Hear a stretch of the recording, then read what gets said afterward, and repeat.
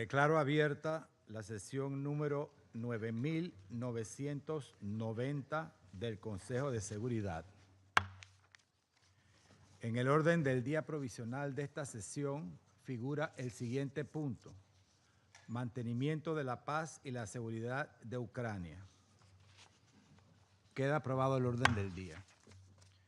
De conformidad con el artículo 37 del Reglamento Provisional del Consejo, invito a participar en esta sesión a las delegaciones de Alemania, Estonia, Noruega, Polonia, Rumanía y Ucrania. Así queda acordado. En nombre del Consejo, doy la bienvenida a la excelentísima señora Yulia Sviridenko, primera ministra de Ucrania, que nos acompañará en el curso de la sesión. De conformidad con el artículo 39 del Reglamento Provisional del Consejo, invito a participar en esta sesión al señor Miroslav Yencha, subsecretario general para Europa, Asia Central y las Américas del Departamento de Asuntos Políticos y de Consolidación de la Paz y del Departamento de Operaciones de Paz. Así queda acordado. De conformidad con el artículo 39 del Reglamento Provisional del Consejo, invito a participar en esta sesión al excelentísimo señor Stavros Lambrinidis, jefe de la delegación de la Unión Europea ante las Naciones Unidas. Así queda acordado. El Consejo de Seguridad comenzará ahora el examen del punto 2 del orden del día. Doy ahora la palabra al señor Miroslav Yencha. Muchísimas gracias, señor presidente. Mr. President, yesterday the Secretary General condemned the Russian Federation's overnight missile and drone attacks that killed and injured many civilians, including children, across Ukraine. According to Ukrainian officials, the Russian Federation launched 598 drones and 31 missiles against Ukraine overnight between 27 and 28 August. In the capital city of Kyiv, at least 23 people, including 4 children aged between 2 and 17, were reportedly killed. At least 64 people, including 7 children, were injured. Several buildings were damaged in 33 locations across all 10 districts of the city. Most of the fatalities occurred in the Darnitsky district of Kyiv, where a missile reportedly struck a 5-story residential building, demolishing it from the 1st to the 5th floor. The attack also severely damaged the diplomatic premises of the delegation of the European Union in Kyiv and the British Council building.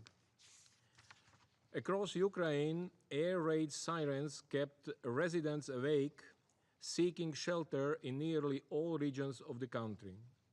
Civilian casualties were reported in Chernihiv, Kharkiv, Zaporizhia, Donetsk, and Kherson regions of Ukraine.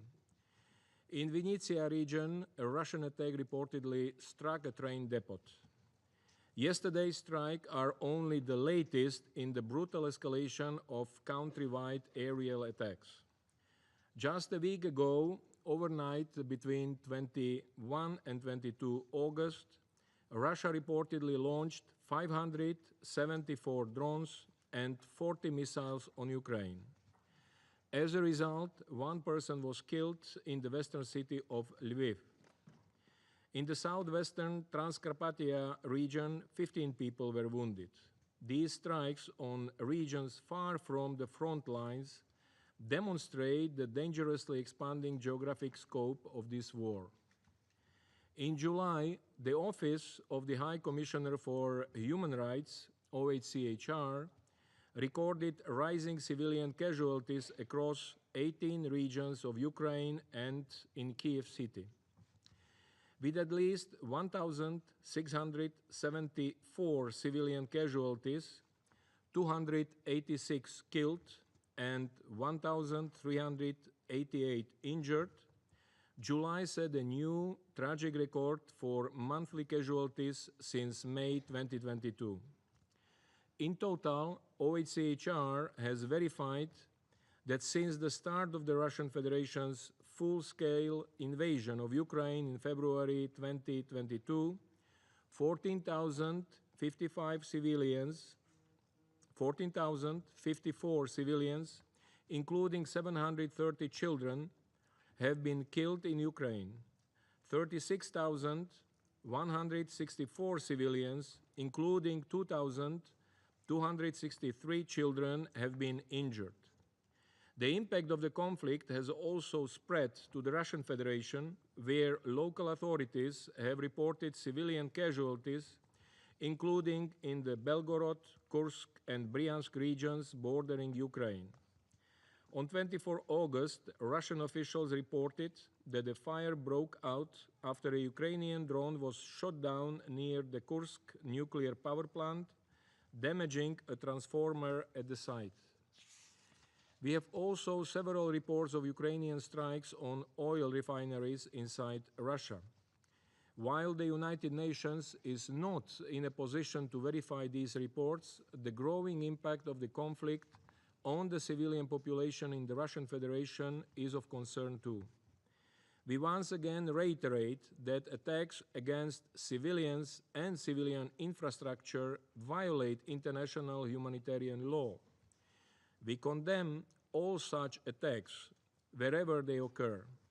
They are unacceptable and must end immediately. Mr. President, we are also concerned about the impact of the expanding and escalating fighting on the humanitarian situation in Ukraine as we are entering the fourth winter of the full-scale war.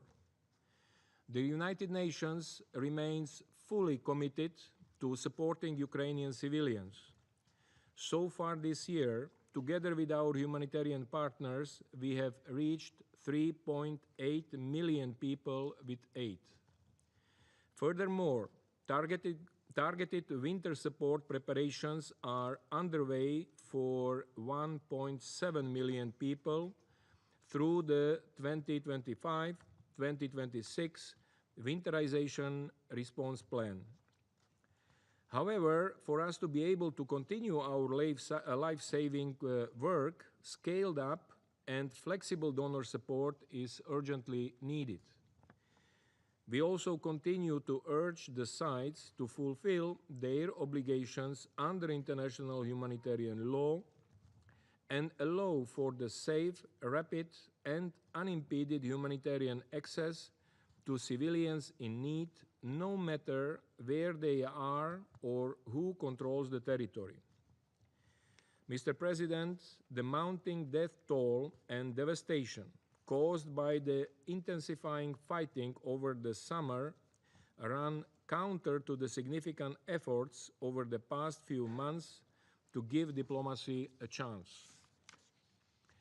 The Secretary General has welcomed the recent diplomatic efforts led by the United States, including the meeting between the Presidents of the United States and the Russian Federation in Anchorage on 15 August, and the meeting between the Presidents of the United States and Ukraine and European leaders in Washington, D.C. on 18 August. We have also welcomed the earlier 3 rounds of direct talks between Ukraine and the Russian Federation in Istanbul between May and July. We commend the exchanges of prisoners of war that have continued to take place as a result of these contacts. Most recently, on 24 August, an exchange facilitated by the United Arab Emirates brought 146 prisoners home from each side. However, as large-scale attacks against civilians persist and civilian casualties rise, the current diplomatic momentum is at risk of rapidly fading if the focus on the need to end the violence and engage in genuine peace talks is not maintained. We therefore urge all concerned to urgently de-escalate the situation and to redouble efforts to create conditions for inclusive diplomatic efforts towards a cessation of hostilities and a just peace. On Sunday, 25 August, Ukraine marked its 34th Independence Day. That day also marked 3.5 years of full-scale war for the people of Ukraine and Russia, which has continued to be a source of instability regionally and globally. We renew the Secretary General's appeal for a full, immediate, and unconditional ceasefire.